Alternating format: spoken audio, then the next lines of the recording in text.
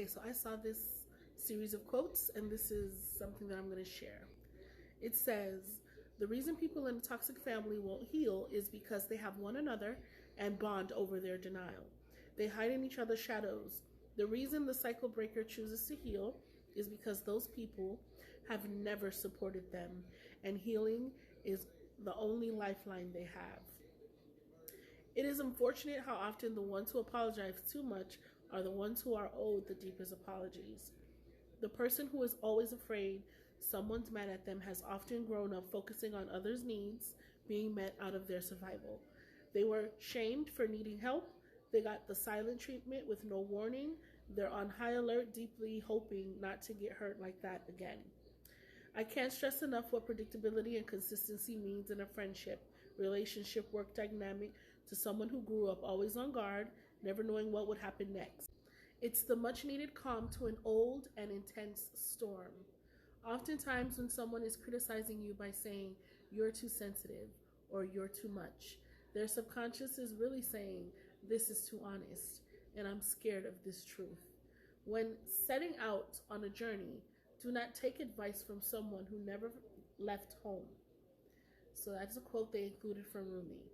Then they continue on, and he says, it's a different kind of grief when you look back and realize you stayed because you thought they'd eventually stop hurting you.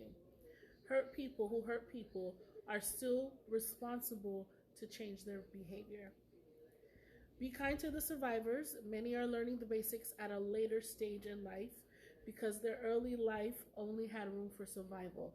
They've spent much time honing skills to get by. They're working hard to learn to show up for themselves without any past examples.